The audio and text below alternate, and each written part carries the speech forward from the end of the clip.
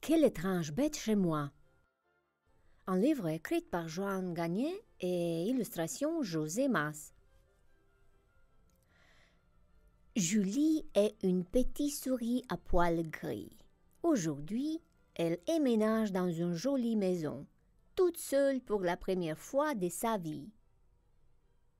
Dès le premier matin, Julie est encore couchée, quand, tout d'un coup, sa maison se met à trembler. Julie sort à toute vitesse de chez elle. Bien cachée derrière une immense chaussure, elle ne laisse dépasser que le bout de son nez. Et elle voit une étrange bête qui saute sur le toit de sa maison. Affolée, Julie se dit: Mais cette bête va tout casser. Mieux vaut ranger mon service à thé. Alors, elle se précipite dans sa maison et cric, croc, elle verrouille la porte. L'après-midi, Julie prend tranquillement un bain quand elle entend des hurlements et puis des grands boums. C'est quoi tout ce boucan? Très prudemment, Julie va à la fenêtre et elle voit encore la bête. Mais cette fois-ci, il y en a d'autres avec elle, qui courent dans tous les sens et qui se frappent avec des gros oreillers. À voir toutes les plumes virevoltées, on dirait une tempête de neige. Alors, cric, croc, Julie verrouille la porte. Ce soir-ci, sur le toit, la bête se tient tranquille. Elle est assise et ne remue ni bas ni patte. Puis arrive une autre bête bien plus grande, avec des pieds immenses. À son tour, elle s'assoit et elle se met à raconter l'histoire d'une princesse qui dort pendant 100 ans. Julie a un peu peur, mais en même temps, curieuse, elle ne peut pas s'empêcher d'écouter. À la fin, la grande bête s'en va sur la pointe de ses grands pieds. Julie dort déjà d'un profond sommeil. Le lendemain, Julie est en train de balayer devant sa porte, quand soudain elle voit une petite bestiole rouge qui roule, surgit d'on ne sait où et qui fonce droit sur elle. En un instant, il en arrive une deuxième, puis une troisième, dans un bruit assourdissant. Julie, énervée, croit bien que sa tête va éclater. Alors, avant de se faire écraser, elle décide de rentrer et, cric-croc, elle verrouille la porte. À l'heure du dîner, en ouvrant sa porte, Julie ne reconnaît plus rien. Tout le paysage a changé. Des cubes rouges, bleus, jaunes et vertes s'empilent haut dans les airs. Et, derrière ces cubes, Julie voit la bête qui les empile les unes sur les autres. C'est un vrai cauchemar. Bientôt, Julie sera émurée. Elle vivra sans lumière.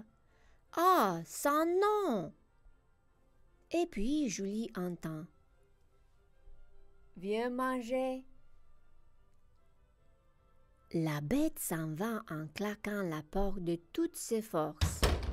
Alors, les cubes rouges, bleus, jaunes et verts se mettent à trembler et dans un grand bruit de tonnerre, tout s'écroule. Julie est rentrée jusqu'à temps et, cric-croc, elle verrouille la porte. Mais le soir, la bête aux grands pieds revient.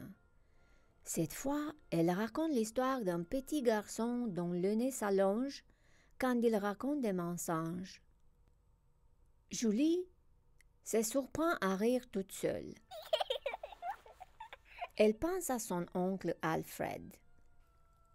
Menteur comme il est, son nez serait si long que les oiseaux viendraient s'y percher. Tout cela la met de bonne humeur. elle se dit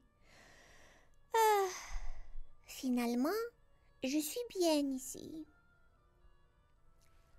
Julie se couche.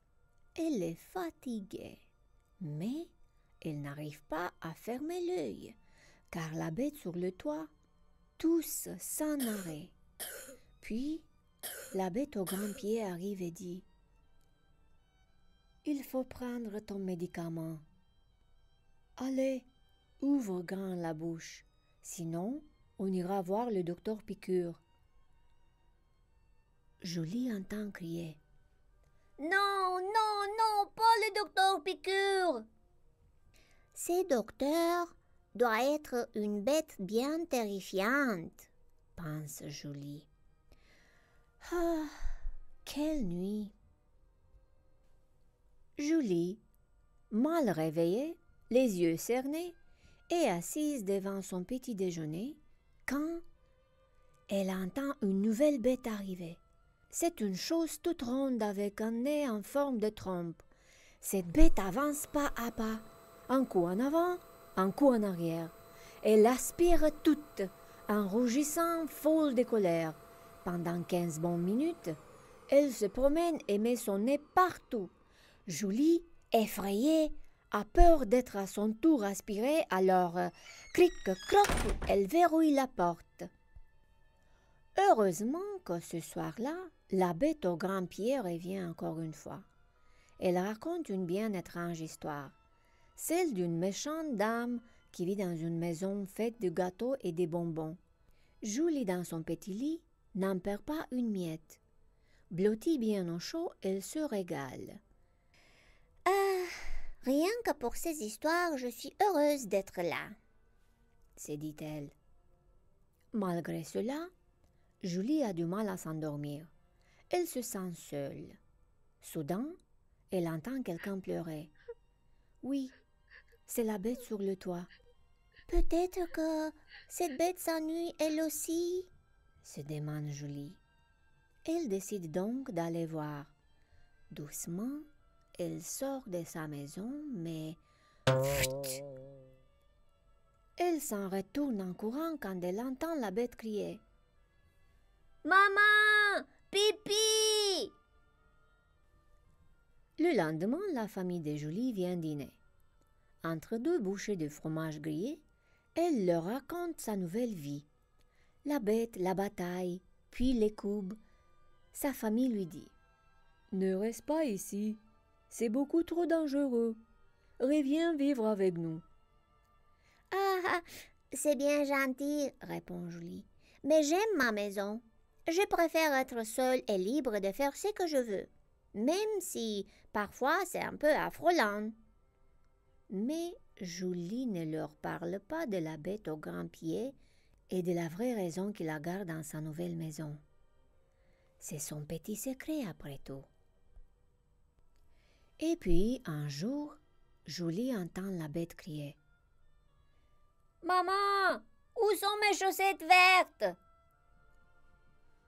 « Simon, » répond une voix, « regarde sous ton lit. » Voilà ce que Julie a toujours redouté, se retrouver nez à nez avec la bête. Figés, les deux voisins se regardent les yeux écarquillés. Julie a un choc. C'est la première fois de sa vie qu'elle voit un Simon. Imaginez, des poils blonds sur le dessous de la tête, deux petites oreilles rosées de chaque côté et un nez sans moustache. Puis, tout d'un coup, le Simon hurle. « Au secours! Il y a une étrange bête sous le lit, avec de grandes oreilles et des poils tout gris! » Le soir, en grignotant un bout de fromage, Julie se souvient des paroles du Simon. « Une étrange bête sous le lit? Mais de quelle bête parle-t-il? » se demande Julie. « S'il y avait une bête sous le lit, il y a longtemps que je l'aurais vue. »